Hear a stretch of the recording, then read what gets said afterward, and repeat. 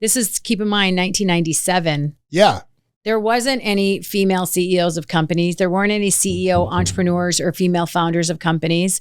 So it was very early days in that whole trajectory. So I was always I was up against the current. Like, how do I try to push? Like, I can do more. I can be more. I can contribute more.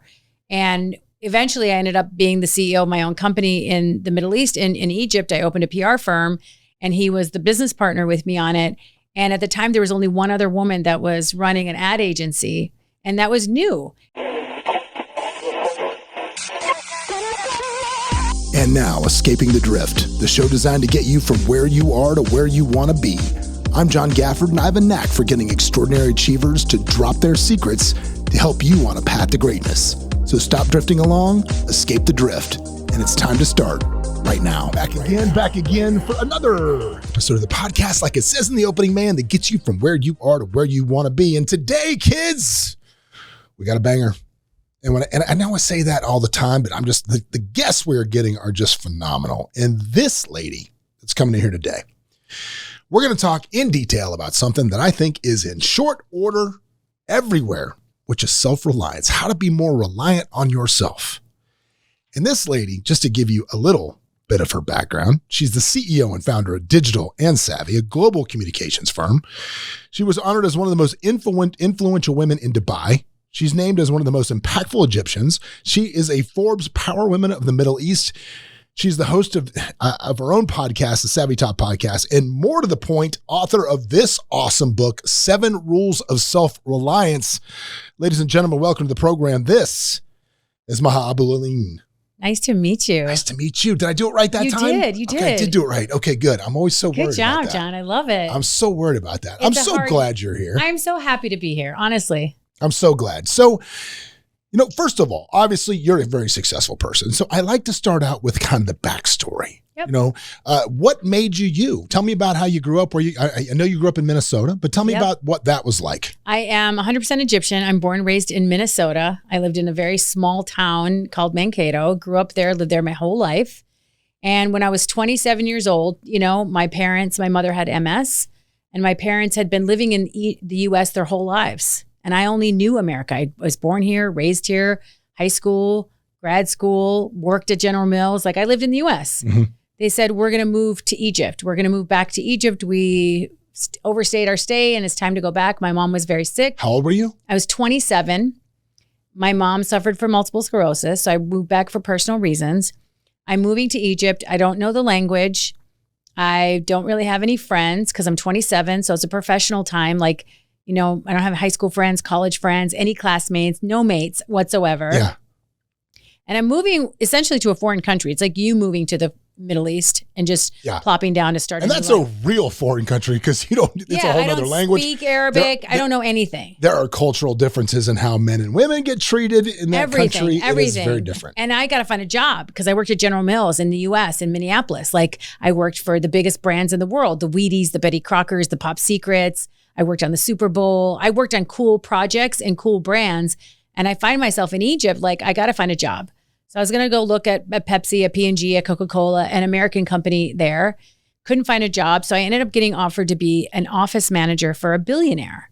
And I thought, I'm too overqualified to be a secretary. Like, is that the kind of jobs that women get in the Middle East? Like, this doesn't seem right. And I couldn't find a job. So my dad's like, you just moved here. You don't have any friends. You don't have a network. This guy's a very powerful person. If I were you, I'd put your head down and take the job. Prove to him that you can do more, but put your head down and listen first and deliver value and deliver what he wants. And then you can ask for what you want. Mm-hmm. I did just that for 4 months, 5 months, just listening, learning, trying to add nuggets, trying to add value, trying to show him and demonstrate I can do more. How quickly did you pick the language up? Total immersion goes a little faster. Yeah, really. It took me like a couple of years, to be honest with you, to speak without people saying you have an accent. Got it. So like now I can speak it really well and I'm fluent now, but it was hard. It was very hard. But that kind of experience just threw me in the deep end of the pool. Got to figure it out. Got to rely on myself. Got to figure out how to get a job, how to prove to this very powerful person I can do more. I ended up working with him on the largest IPO in the history of Egypt, the largest acquisition in the history of Egypt. And we became business partners on a project. And it took off from there. He saw your value pretty quickly. Well, I had to deliver it first and do it consistently. You can't just do it once.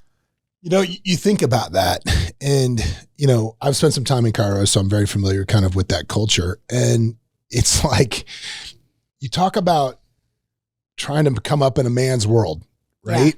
And you hear people bitch about inequality of work conditions and inequality of pay in the United States. It's a whole nother level. Yeah. I mean, right today, it's so much different and better in the Middle East. Like women are entrepreneurs. Yeah. Women are leading on every sector in the world. But at the time, this is, keep in mind, 1997. Yeah. There wasn't any female CEOs of companies. There weren't any CEO entrepreneurs or female founders of companies. So it was very early days in that whole trajectory. So I was always I was up against the current. Like, how do I try to push? Like, I can do more. I can be more. I can contribute more. And eventually I ended up being the CEO of my own company in the Middle East. In Egypt, I opened a PR firm, and he was the business partner with me on it. And at the time, there was only one other woman that was running an ad agency, and that was new. And I wanted to have a seat at the table and explain what we can contribute. It's completely changed now. Like now it's very progressive, lots of CEO founders, lots of female entrepreneurs. So the market has changed in the last 30 years, obviously. But at the time, it was all new. So question though, you know, because of course we're going to get to the book shortly about Rules of Self-Reliance. So that's one of those moments, man, when you look at this, and a lot of people would have folded right there. A lot of people would have been like, maybe I don't push this. Maybe I don't drive. So the two questions, I'm going to ask you a two-parter. Yeah. Do you think that drive is innate in you, or is that a skill that you learned? And if you did learn it, where did you learn it? Honestly, I feel like I have always been a confident person, right? You have to have confidence in yourself. I always used to ask myself, if not me, who? Like, who's better than me? Like, what do they have that I don't? To kind of push and motivate myself to go deeper and to dig deeper.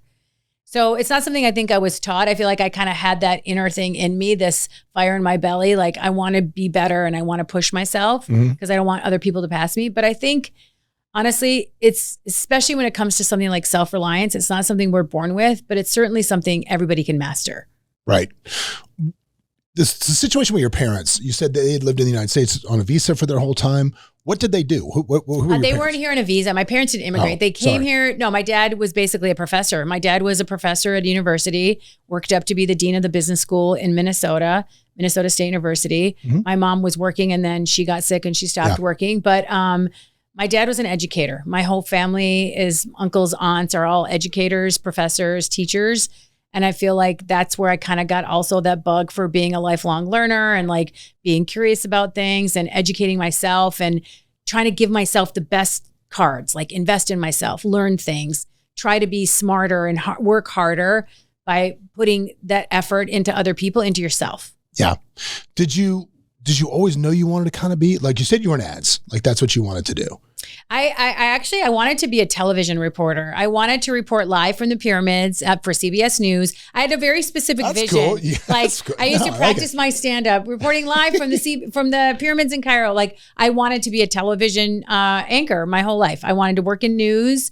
That was my ambition as a little girl. That's what I wanted to do. So it was college communications? Is that what you did? At college, I did mass communications, and I'm doing that now, but just the other side. Yeah. Like, I'm the storyteller pitching to the media versus telling the stories. But I feel like the process of communications is something that everyone needs to be good at. It's never going to go out of style.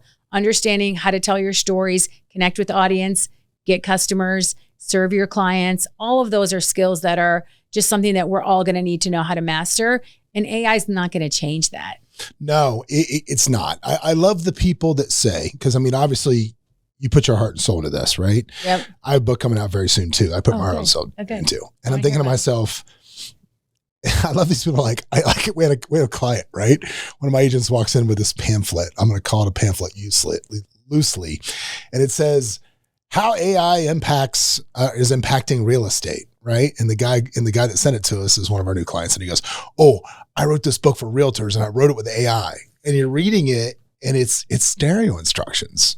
Like, there's no context of storytelling. And you're right. You know, good communications is so much about being able to engage people with a story that makes sense. And if you can't tell a story, you're never going to be able to communicate anything else. Yeah. And just being able to articulate your ideas. Like, what's the easiest way, the simplest way to tell this story? If you're trying to sell something, if you're trying to acquire a customer, if you're trying to acquire talent to hire them to work for your company or team, how do you tell it in the simplest form to get them to come in and to be who you authentically are? Do you know what my favorite piece of advice is for communications I give people? What is that? I'm like, if you're telling somebody a story or you're telling them anything and they start responding with this one word response, that's crazy. They're bored. Just stop. They're done. They're Just out stop. of it. If anybody they've turned you off. Ever says to what you're saying, that's crazy, they're bored and stop. And when you, now that you've heard that, if you've heard that, I'm going to listen to that now. if people are going to say that, they're like, oh my God, I'm boring this person to death. Because if you think about we've all said that to somebody when we're bored to death. Okay, now I'm going to have to think about it. I'm going to see it now. I love that advice. Unhear that. You now. can't unhear it. No, you can't. And you'd be like, oh my God, that just happened. So let's talk about telling stories first, because I think that's such a great cornerstone to all of this stuff and helps this. What are the keys to telling a great story?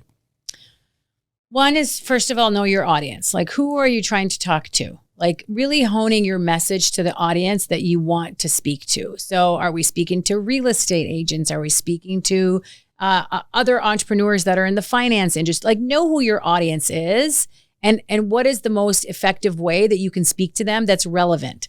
So first of all is know your audience. Second, try to be relevant based on the context, so that don't do one to many or same message to everybody, because that's not how it works. You don't speak to your mother the same way you speak to your wife, the same way you speak to your childhood friend, the way you speak to you don't do that. So tailoring your message to the different people that you speak to is really, really essential. So do you think, like, I love the context of when people say, like when I do a talk, when I speak from stage, there's a framework that I try to use and I stay within that framework. And I used to think it was so funny when I would go on stage, I would tell like the most interesting, cool story that I've done. Like, for example, I was just telling you about the Egypt story when we went and got to go to Saqqara, right? That's something that I would think is so cool. You would lead with that from stage. And then I had a speaking coach that was like, no, that's the worst thing you can do, because you've got to tell a story that's relatable to who's in the audience, that puts them in the same situation. Like that same thing has happened or is happening right now to me. And that's what makes them listen. Because when you start out with I'm the second guy to walk on the moon, that's really cool, but how is that relevant to the audience? What's that got to do with me? Yeah. Like, you want to put yourself in the customer's shoes. Yeah. You always, like, one time I got asked to write a speech for somebody and I'm like, what am I going to say? What am I going to say? What am I going to say? But then I thought, let me just visualize being in the audience. What would I want to hear? And that aha moment of understanding, what would you want to hear if you were the audience? If you were sitting in the audience, what would resonate the most? So being in their shoes is key. Yeah, that's having a little high level of EQ. Yeah, EQ, understanding, like, I have to make sure I'm not missing the mark. I'm not being tone deaf. I'm not speaking out something that they don't really care about, that doesn't really resonate with them. So finding that is key. It's interesting you brought up tone deaf, because I think that's a problem a lot of people have. I think in I'll call it the social media look at me society that we live in now, I think a lot of people are tone deaf in the messaging that they put out and what they post. Agree? Yeah, Disagree? Being tone deaf means you're putting stuff out regardless of the climate of the circumstances you're in. So if there's something somber happening in the news, you shouldn't be out posting something or sharing something that's off the mark. So be a little bit thoughtful about how you post, what you share, when you share it, what's the tone, what's the style, so that people don't think, oh, she doesn't get it, or he doesn't understand. There's other things happening around us in the world. Yeah. Lead with empathy, show empathy. If you made a mistake, get out there and apologize. Like, try to find the right tone, so that doesn't look like, oh gosh, they don't get it, do they? I always tell the same story to explain to people what being tone deaf is. I want to hear like, what is it? So I'm like, many, many, many years ago, when I was in the nightclub business, many years ago, we had a nightclub in Atlanta, Cobalt Lounge, that I was operating it. And we had a problem during Super Bowl where a very famous NFL player came in, and we wound up in a murder trial in Atlanta because of our bar got tied up in it. So it killed the business. So the weekend of Super Bowl, we did a huge, just ridiculous amount of sales. And then this happened and the place just fell completely off the planet. I mean, it was terrible. And so in between that time, the partners all got their bonuses, and a guy, I won't name him, probably edit that out if I kind of said his name too early a bit, because I don't want to out anybody, One of the partners took some of his money he got as his bonus from that and went and bought custom suits. And I walk out one night and he's standing there talking to two bartenders that probably aren't going to be paid their rent this month because the place has just gone into the oblivion. And he's explaining to them the break on his pants on his new suit. Look how it breaks on my shoe. That's what makes this suit so special. And I'm like, oops. Dude, these guys can't pay their rent. You're talking about a $2,000 suit. You just bought. What are you doing? Like, that's tone deaf. That's tone deaf. That's tone deaf. That is as tone deaf as he gets. And I always tell that story. When trying to connect with an audience, what do you think is the best, or give me some keys to connecting with an audience? It can be an audience of one, or it can be an audience of many. What are the best ways to connect? One thing I like to do is ask open-ended questions. Mm-hmm. Like ask people what they think or ask people what they want to hear. So a lot of people struggle with what they should post and how they should communicate with their audience. They don't know where to start. So it's actually kind of simple. Ask them. What would you like to see from me? What are you curious about? And give them options so that you know what your audience wants. Social media is a perfect way to get research and get insights.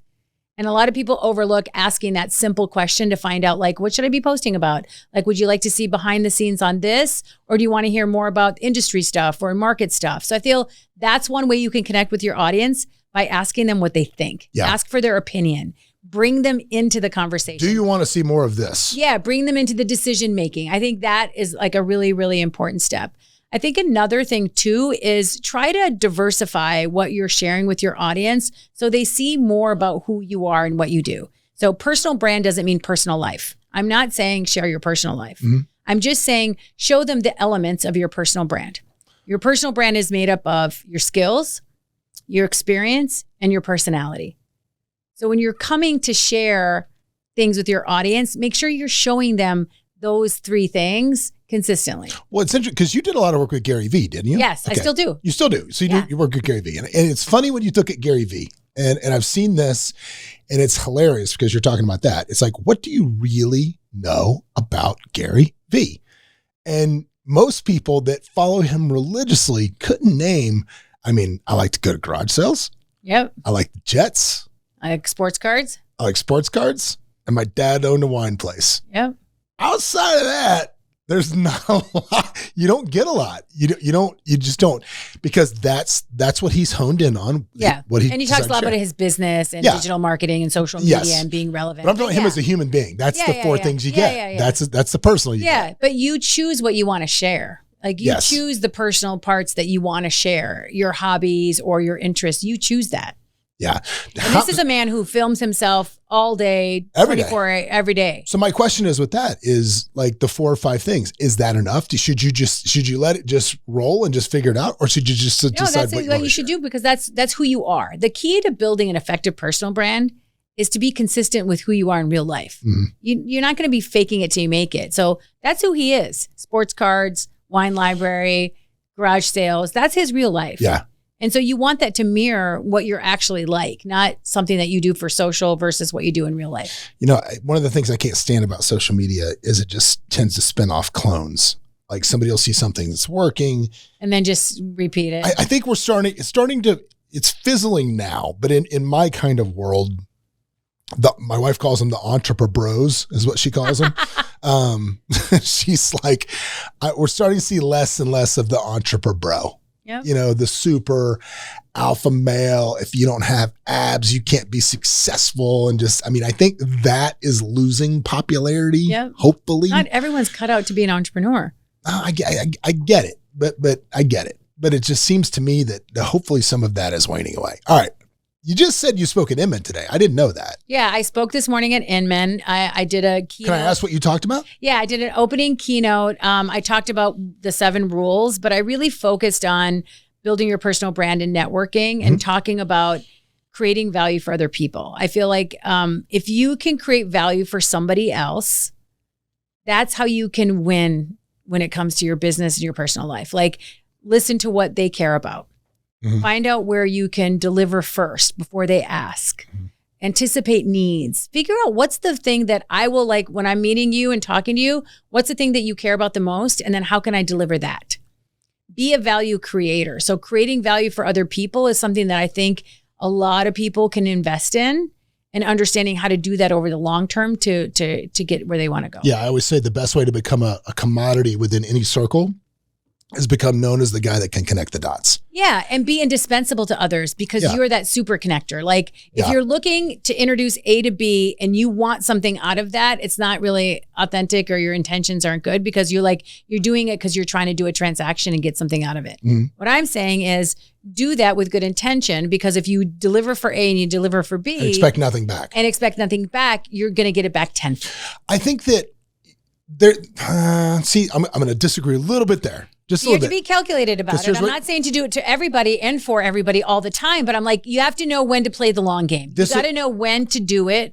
I agree. And this is what I found out. Like, this is what I realized. If I got piece A and I got piece C, and if I can put A and C together, a lot of money happens. Yep. I am very clear with whoever needs the other one more in that scenario that if I make this happen, I'm going to get X. Yep. Because too many times, when I say connect people, it's not always about money. Yes. Sometimes, most of the time, it's not. 100%. It's about like for example, this morning I'm thinking to myself, I'm trying to do something nice for my daughter and her in her cheerleading squad because it's the freshman cheerleaders. I'm trying to do something nice. So I'm like, who do I know at the Raiders that I can make a call? I know that person. I can probably put this together and I can probably get them where they can have a practice inside Allegiant Stadium, which would be really cool for like a 15-year-old girl. Amazing. But instead of thinking, who can I call to get that done? Yep. I'm thinking, okay, what can I do for that person I need to call? Yes. And I always do that. I always think first about what am I going to, like, I don't go in for an ask. Like, for example, even for my book, like if I want someone to give me an endorsement or to be an appearance or like, read the book. But if you love it, only if you love it, then I want you to do. I don't want to always go in with an ask. I always try to what I call make deposits in the trust bank. Oh, I love that. Make deposits in the trust bank. Do good things. Do good deeds. Show up consistently. Don't always be asking. Always for help. Do something for them to show like, you know what, I really want to be worthy of your relationship. I want to make sure that you see I have good intentions and I want to support you. I'm not always asking. And sometimes you might never want to make a withdrawal. Mm-hmm. You just want to keep deposits because they down the line might know somebody who knows somebody that you want to meet. Then you can make that ask. Dude, every young guy that works here that gets married, like every young guy that's under 30 that gets married. I'm like, okay, buddy, let me tell you I need to explain this to you. Your marriage is a bank account. You need to be making more deposits than withdrawals. And do 100%. Not even dream of making a withdrawal unless you make a bunch of deposits. You have to. And you have to look at that way. And that's good business. It is. That's good business. Imagine if I have deposits with multiple people that I may or may not need to withdraw.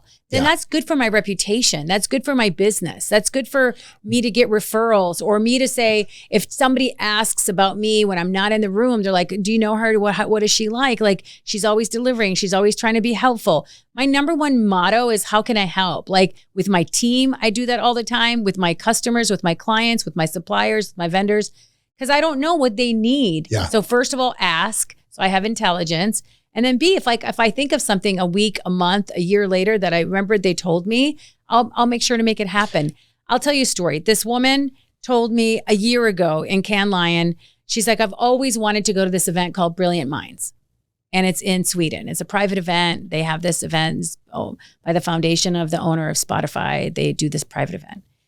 And so she told me that like a year ago, that she really wanted to go to that event. And then she happens to work with Halle Berry and Jack Harlow and a bunch of big names. And so I was talking to people from Brilliant Minds. They're like, we'd really like to get somebody to help, like speakers. Do you recommend anyone? I remember they wanted to go. They really wanted to go. So I don't work for Brilliant Minds. They don't pay me. I'm not a speaker, booker, or anything like that. But I knew that they cared about having someone of Halle's stature. And I remember that they had said that they would love to go to that event. So I connected A to B.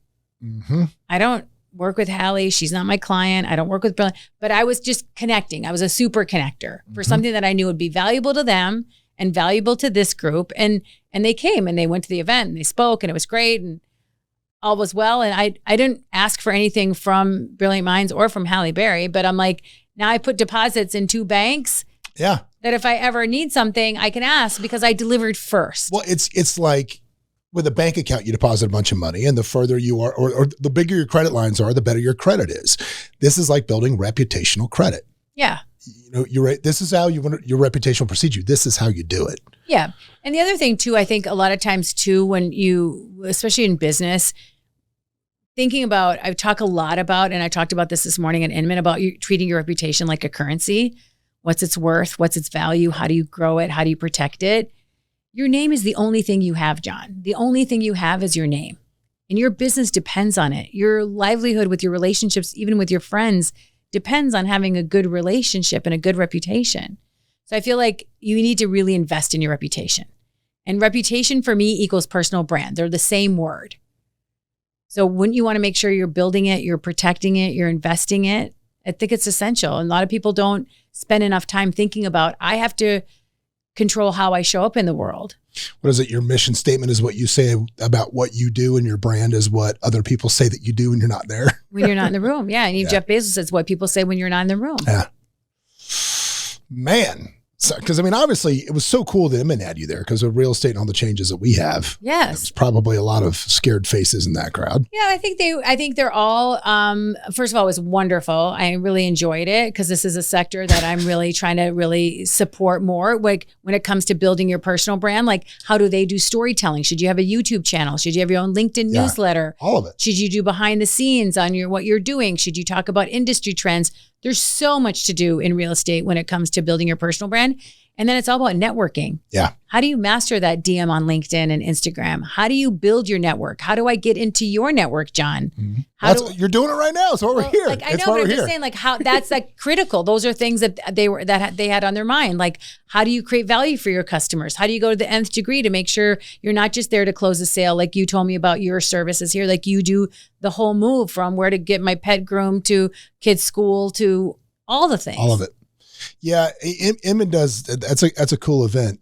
There was an unfortunate circumstance that happened with me and Inman several years ago. Oh, I don't know the story. I was on the main stage at Inman, and I may have said this is when Zillow was getting into the iBuyer business, and they were basically cutting us out as an industry, and they were buying homes directly from consumers through their website at a much discounted rate, and they were, when you become the go-to of telling people what their house is worth, and then you're making them a direct offer where you can manipulate the data however you want. Oh, maybe that's not the best idea. Yeah. Right. That might not be a message they were ready to hear. No. So I may have, from the main stage at Inman, when they were the title sponsor of the event, I may have said they were perpetuating the greatest theft of wealth in American history by stealing equity, by equity stripping from people. That's very bold of you. It was the truth. I got a standing ovation, but I don't know.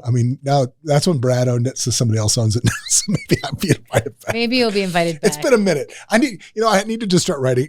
Again, I literally have it on my to-do list. If you look at my to-do list, I have it written in here where I say, start submitting articles to Inman. Because I thought, I probably need to amend that. Instead of calling them and saying that, I need to just start sending them good value articles right now. And I have that on my to-do list. I think that's important. I do. It's funny. Yeah. Because I was like, book coming out. Might need to get back on that stage at some point. I might need to build some value. I want to talk to you about your book on my podcast. Yeah. No, for sure. For sure. I'm obviously you're ahead of me. I just went through this phase. I don't know who you're working with on this. House published my book. Okay, cool. So did you do a focus group on this? No. You didn't get that? Okay. Yeah. I had 40 random people read mine, and then the notes came back, and now it's like, I don't know if I like it or not. The feedback was overwhelmingly good. And the publisher said, man, this is great. This is like an 8 out of 10, which is really, really good. That's great. But all of a sudden you're like, I hadn't planned on changing anything. I know, but my name in my book was a different name. So you have to be willing to let go of a few things to change things up. But I wrote it, and then I got a lot of feedback once I finished. Well, and then they hit it back to me, and I'm like, well, do we need to change these things? And they're like, well, it's up to you. And I'm like, well, I've never done this. I don't know what to do. Go with what you feels right. That's usually follow your gut. I've been frozen over this for 3 weeks. Okay, well, I'm going to help you and tell you that you need to just go with what you want to do. Okay, go with what I want to do. Because the book lasts forever. I know, it does. It's so funny. Yeah, it does. It does. And I've been working on this for 2 years, man. I don't know how people rip these things out in like 6 months. I don't know how they do it. It took me like 10 years to think about it. 1 year to write the book proposal and think about how I want to do it. And about 2 months to write it. Yeah. Really? That fast? Yeah. I was just like, I got to do this. I want it. It was in me. So I was like, okay, it was just coming out. Yeah. Mine is such a user's manual to my 25-year-old self. Good. Is really what it is. And it goes back through stories of my life of doing dumb shit. So hopefully people won't repeat those mistakes and things that I should have done then and what I would do now. And just, I love reading books like that. Yeah, I just feel like there's this whole generation out there of folks. And you hear it when you talk to people that anybody likes to label themselves with a label. For example, like, oh, the millennial in me X. Like, oh God, I just killed. Like, why would you put a label on yourself for anything to try to overcompensate for some deficiency that you believe that you inherited because of the year you were born is nonsense to me, right? And there's so many people that are just kind of drifting along, right? That's escaping the drift. That's the whole purpose of this podcast. People are just drifting along through life, and this is about taking control and doing that. So it's a nice, that's what we call in the biz a segue. A segue. Nice segue. Because now we're going to talk about something I think really is in short order, man. It's like one of my favorite quotes, and I say it all the time, is the movie Die Hard, which, yes, it's a Christmas movie. Thank you very much. It's a Christmas movie. When he's in the shaft and the guy's like, why don't you come out? No one is coming to help you. That is the best piece of advice you can take in life, period. For example, I'll give you another example. Right now, right behind us in this room behind us, if you've heard loud noises coming in this room, have you heard loud noises? I heard a bang and I thought, oh, the screens are going to fall. Okay, yeah. Let me tell you what the bang is. It's behind us. So that is my 16-year-old son in the kitchen next door, right? My kids own the vending machines in all of our businesses and have since they were little. That's their company. It's what they do. And he comes in my office earlier today and he's like, has a sign that says out of order. And I go, what are you doing? He goes, well, I got to put the sign on the machine. I go, why? He goes, the soda machine's not working right. And he goes, I don't want people bothering me. I go, okay, cool. What are you going to do? I don't know. What do you mean you don't know? It's your business. You're out of business. You're saying I'm out of business. What are you going to do? Guess call a repairman? You're going to spend $200 on that? And he's like, $200? I go, yeah. Yeah, I don't have $200. And he's like, and I said, okay, dude, if you're playing level 12 on a video game, what are you doing? What do you do when you get stuck? Well, look it up on YouTube. Get in there and YouTube it, buddy. So that's him. Figure it out. Rely on yourself to solve your own problem. Figuring out his drink machine, which is the loud thuds from the other room. And that's why when I saw this, I was like, yes, because we get pitches all day, every day, right? And when I saw this, I was like, hell yes, I want Maha on the show. This is great because this is the gospel, man. This is what everybody needs to be doing right now is understanding how to become more self-reliant. Take care of yourself. Yes. And you know what? We often wait for permission from others, or we expect other people to save us or help us, when in fact we have the answers. We just don't tap into them to pull them out. Mm-hmm. Honestly, it's about being resourceful. It's about being accountable to yourself. It's giving your permission to trust yourself to do the right thing.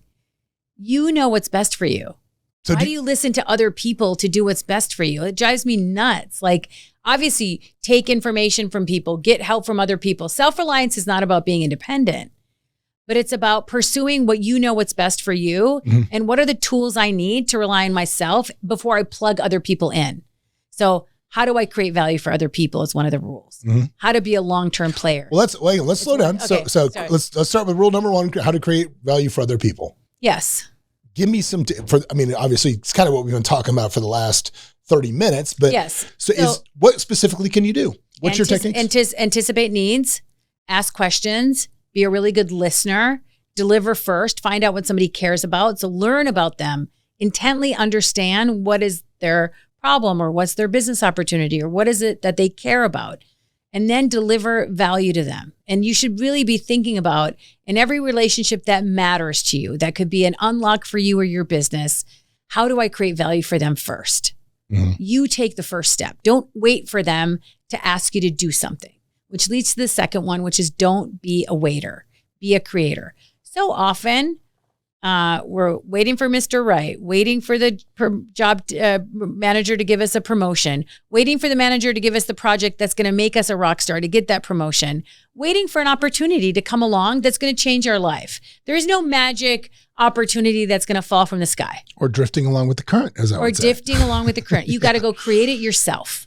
So what is it that you actually want to do? And then what are the steps you need to get there to actually do that? Instead of waiting for it to walk into your life, go out and get it.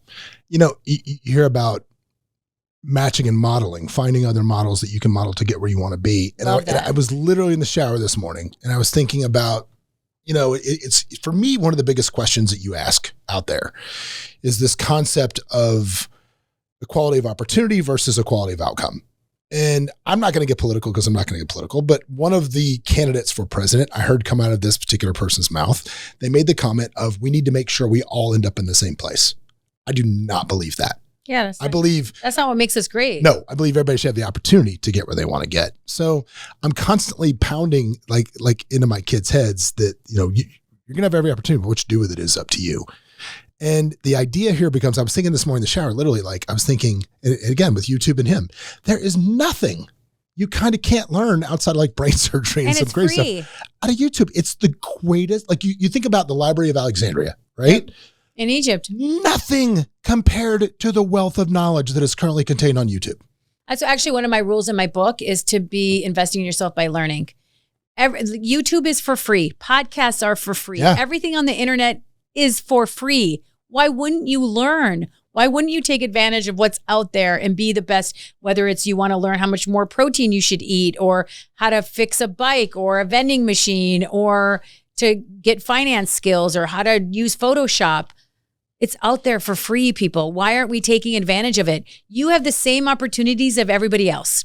You no longer have to wait until you get into that school or to get accepted by that university. Everybody has an equal playing field. Yes. Everybody. So are you going to step up and take advantage to grab that? Or are you just going to wait for someone to anoint you with that learning that you're supposed to have? Yeah. I was thinking this morning, how many millionaires got made on the GameStop run, the AMC run, excuse my French, but the shitcoin run through crypto. And these are people that learned this on YouTube. These are not Nobody Wharton woke grads. up knowing how to do anything. These are not hedge fund guys, right? These are just, I mean, there's a group here in Vegas that I love, and it's a bunch of young guys. I affectionately call them the Crypto Mafia. And the reason I call them Crypto Mafia is because they are super smart. They are deep in the Discord. They know every trend that is happening now. They're on the pulse of it. They are absolutely the ambassadors of now, and they know everything that's going on in that world. And I don't know that any of them has a college degree. You don't need one. I've never even asked. I've never even thought to ask. You don't need one. You know what you need to be? You need to be curious. Yeah. You need to be curious about the world around you. You need to be curious about the things that you don't know. So you have to have a high level of self-awareness. These are the things I know. These are all the things I don't know. How are you going to learn? Podcasts, books, YouTube, people. Mm-hmm. People overlook learning from people. Like how much time we can spend together can I learn from you? Enormous amount, right? So try to spend time with people that you think you can learn from. I feel like it's one of the most underrated tools that we all have access to that people don't use. But I think the biggest challenge with that is much like health in America. Why isn't everybody fit? Why do we have an obesity crisis in this country? Because you are constantly surrounded by food and constantly served up things that are trying to kill you. And It's easy, fast, tastes good, and blah, blah, blah, whatever. It's the same thing with what people consume with their head. Way too more people are watching the Kardashians instead of watching Warren Buffett. Yep. Way too many people are just consuming the wrong stuff. They are literally not watching their diet with what they consume with their head. Yes. And they need to. It's true. And I think that if you are not learning enough, that's your challenge because you are making yourself the equivalent of head fat, I guess. Yeah. And what you want to expose yourself to. Yeah. Like try to expose your people who are going to inspire you, motivate you, educate you, support you, give you that learning. But I feel like it's being self-reliant. You know, like, okay, I have a mindset that I know I have to like invest in myself and I have to learn things because I don't want to not succeed because I don't know things. Yeah. No, I get it. Dude, I catch myself every day. I caught myself this morning, sitting outside this morning, and I was out reading the news, and then I wound up on some TikToker goes to the Gaza Strip to find out if I'm like, whoa, stop. Why am I watching this? You don't want to watch the news. Yeah. Like it just went from here to there, and all of a sudden I'm watching cat videos. I don't know.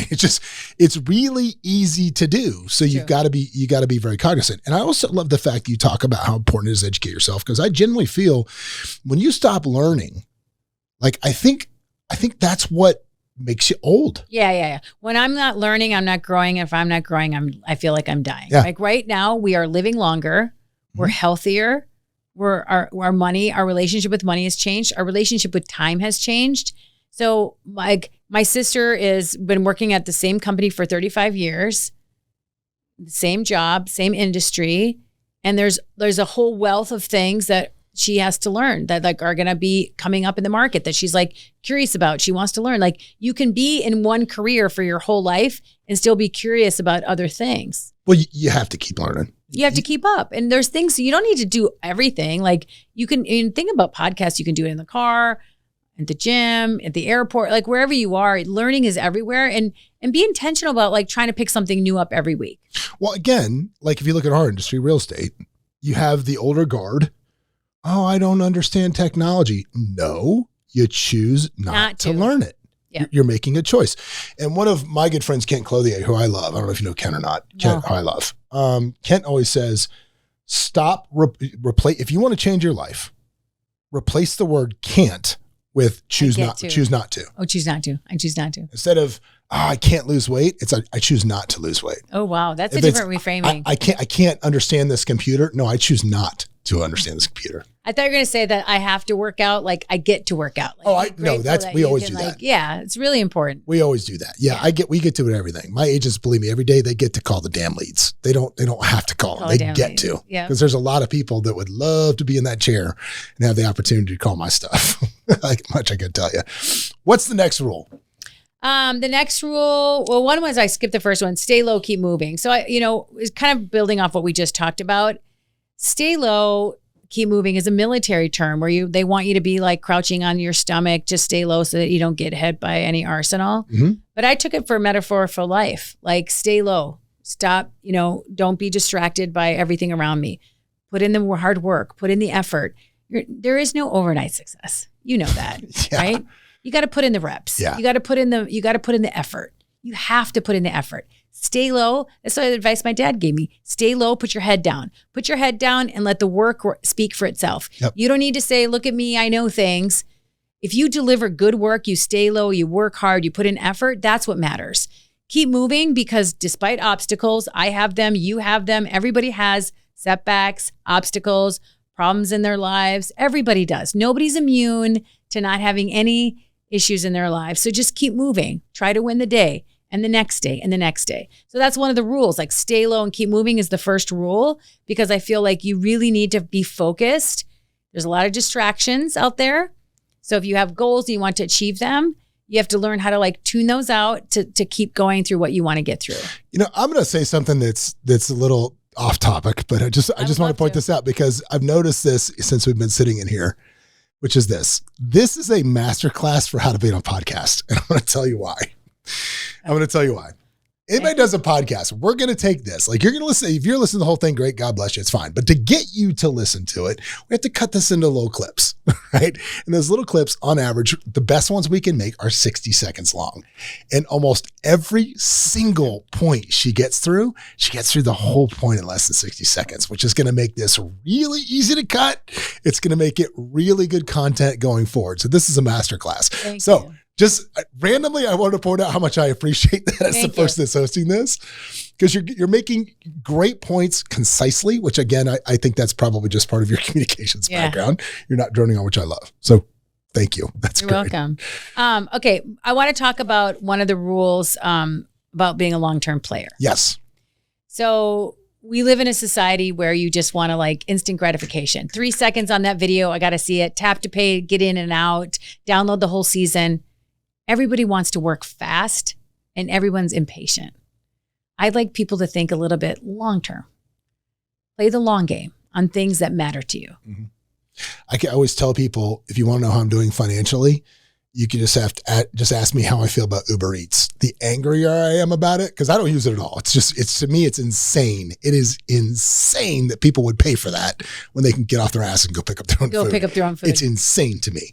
And it makes it like I've tried to order, like me and my wife will try to order Uber Eats maybe once a year and we'll get as far as like starting to ring. It's like this is ridiculous how much I'm paying. Yeah. You can always tell how mad I am. That's how I'm doing financially. And I'm always mad, right? I'm always mad about it, but it just depends on how mad I get about it. So there you go. So how do you combat that? I mean, so I'm going to ask 2-part question with that. Number one, how do you combat that internally? Yep. And then how do you deliver to clients that also have that expectation?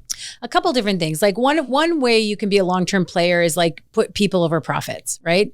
Put your team over any financial needs, or put people over profit is something I always care about, like making sure you take care of them first. Think about things in terms of reputational risk versus financial reward. You're going to close a big deal. It's going to be a big financial windfall for your company. But the risk to your reputation for doing it might put you in a spot that you don't want to be in. So being a long-term player means you're thinking about those things. You have the mindset where I need to balance. Like if I do this short-term quick hit, client might come to me and say, Maha, we want you to do our PR. And it's a big crisis and it's a big check and it's something I really need financially. But working on it might risk my business in the future or with other people if I associate myself with that specific client. That I don't do it. I have to think of the long term. It's so funny you say that. If you look at our core values out there on the wall, under integrity, it says, no one deal, no one agent is worth our reputation. 100%. And over the 14 years we've been doing this, we have unfortunately had to let go of the number 2. I mean, you're talking about 600 agents that work here. It's not a small shop. We've let the number 2 agent in the company go, probably the number 4 agent in the company go at the time. Just because we didn't like what they were doing. Yeah. And it's your culture and your integrity that you need to keep intact. That's why I mean people over profit. Yes. Or think about that reputational risk versus financial reward. That stuff matters. Yeah, it absolutely does. And people come to work here because of that reputation, which I love. The other thing about being a long-term player is thinking about relationships, right? So we talked about this earlier about being a super connector and how do you network with people and how do you keep up with people? How do you keep up with all your relationships, one-to-many, one-to-one? So that you can make sure that your network is not there. My network is not there to serve me. I think of it like I'm there to serve them. Mm-hmm. Do you know is that a question you want me to answer? Yeah. Schedule it. You schedule it. I have a spreadsheet with everybody I need to touch and then the last time I touched them. Not physically touch you weirdos. That's not what I mean. No, I'm just saying. That's so important because otherwise, how do you keep track of like people you care about? You want to make sure you're staying in touch. You're visible with them. You're helping them out. You're serving them. And you know what I find? Such a small percentage in the real estate business, such a small percentage of people use the same agent twice. And it's because they have such a terrible job of staying with them. They don't follow up with them. They don't touch them. They don't call them and ask them how it's going. They just don't bother to stay with them. And one of the things that I can tell you is everybody has this internal fear that if you haven't talked to somebody in some arbitrary amount of time, I don't care if it's a month, 6 months, a year, whatever that arbitrary number is you come up with in your head, like, I haven't talked to them in that long and they don't want to hear from me. They're always happy to hear from you. Always. People always, because all I'd say is, always. I was thinking about you today. And I just wanted to call in touch and see how it's going. I literally hit one of my clients that moved to Russia. And I was curious if I was at lunch with my wife the other day. I'm talked to him in 2 years because he moved to Russia. This is a guy that he's really out of sight, out of mind. And then I was like, my wife goes, is Michael still in Russia? I said, I don't know. Let me find out. And hey man, me and my wife were just talking about you. Are you still in Russia? Instantaneously got back to me on WhatsApp. Yeah. Hey dude, so glad to blah, blah, blah. I mean, and it was sparked conversation. And they love that you thought of them, that you messaged them. It's that personal connection, is that intention. It's like you're not calling because you want something. You're just checking in. Yeah. One of the things, my buddy Steve Sims, I don't know if you know Steve or not. They call him the real life Wizard of Oz, but he had a concierge business called Blue Fishing for a long time. And his move, which I love, if you're talking about getting back in touch with people, I love this move. It's a little dated now, so you'd have to get some sort of different version of this. But remember back the Sky Mall magazines and the airplanes, right? They always had all the weird, they had like a bunch of normal stuff. And there was some like the Bigfoot gnome animal for your front yard. They always had some weird stuff in there, right? He would, when he's getting off a plane, he would just grab like 20 of those old Sky Malls. He would ask the flight attendants, do you have old ones? They'd be like, yeah, you can take them all and just take a stack of them. And he would just take the most random stuff out of those magazines, rip the page out, and then just with a marker right, saw this and thought of you, and then put it in the mail to his clients. And he goes, here's what would happen. This is what would happen. He goes, not only would I get a call, of course, from the client like this, but like so many times they'd be at a dinner party at their house or whatever, and they would say, can I ask you guys something? I got this in the mail from this guy, Steve Sims, and he saw this and said, thinking of you. Why would you think of me? And now they're talking about him with these other people. And I thought that was such a genius move. So credit Steve Sims for that. You can pick his book up, Bluefish. There's great ways to do that on social media right now too. Yeah. Like there's a whole process where you can just send nuggets to people about things that are interesting in the same way. I love that story. I love it. It's great. So moral story, stay connected to your people for the long game. It doesn't matter how long you talk to them. Just reach out, however you do Reach out. It's so important. You need your own network. You can't wait for someone else to activate their network. That's what I mean about having all the cards in your hand, about being self-reliant. And those cards are skills, experiences, and relationships. Well, like they say, if you show me your network and I'll show you your net worth. 100%. Goes hand to hand. Yeah. So what's next? What else do we need to know to be resilient? Self-reliant. Reliant. Self-reliant. I think we've covered a lot of the rules, but I think the one thing that a lot of people ask me about the most is the part about building their personal brand to build their business. Love it. Let's talk about that. So if you think about your personal brand, like I said, it's not about self-promotion. Personal branding is about idea promotion. It's about thought leadership. So not self-promotion, idea promotion. What are some of your ideas that you want to share with other people? How do you want to show up in the world? What do you want them to know about you? You should be putting that out. Mm-hmm. So if in a lot of people think, well, I don't have time to make content on all the platforms. Nobody said you had to be on all the platforms. Your personal brand is not just what you do online, it's what you do offline. And in fact, offline is more important. How do you treat people? How do you treat your customers? How do you treat your team members? How do you treat your friends? How do you treat your family? Because a lot of people ask me, what do you do? What's your job? So like in social circles. So you need to know like how to represent yourself in a way that you want people to know what you want them to know about you by putting it out there yourself. Love that. Yeah. What do they say? The true measure of a person is how they treat people that can do nothing for them. 100%. I mean, those relationships matter. Like if you think about the way the world is working, where everything's on social media and everything is like, we're not as social, we're not as in person, we're not as doing things as we used to. We rely on social media for our relationships. You got to go back to do things old school way. You got to really connect with people in person. No one's going to trust you if they don't have a relationship with you. And they'll never build a relationship with you through social media. Eventually, you got to get off social media and into real life. And you need to be consistent on both. That is the number one thing I'm overly concerned about developing in my kids is the ability to connect with a human being one-on-one, face-to-face, because the way that their generation is growing up is so weird.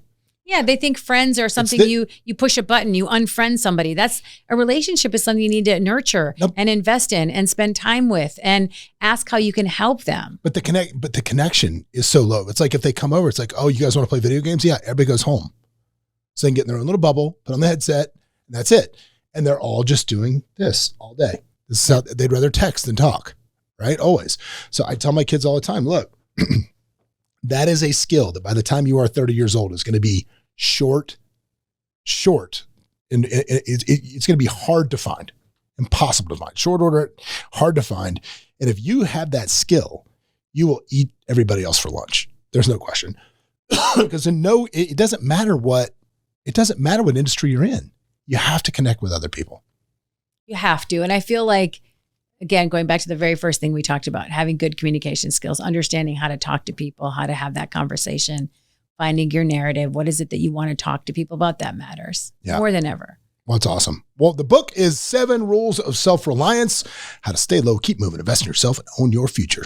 Where can they find it? Anywhere? When's it come out? It's available on Amazon right now. If you want to buy it on Amazon, it's available at Barnes & Noble, Target. All the booksellers sell it. All the booksellers. And how do they find you?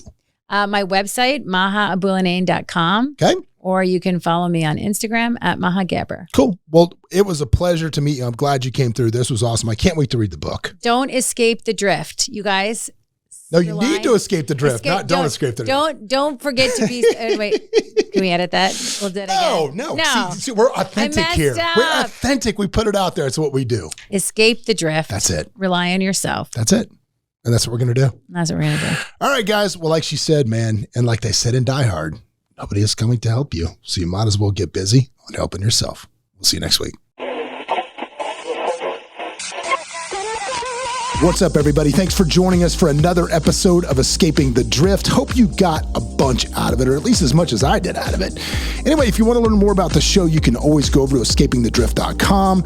You can join our mailing list. But do me a favor, if you wouldn't mind, throw up that 5-star review, give us a share, do something, man. We're here for you. Hopefully you'll be here for us. But anyway, in the meantime, we will see you at the next episode.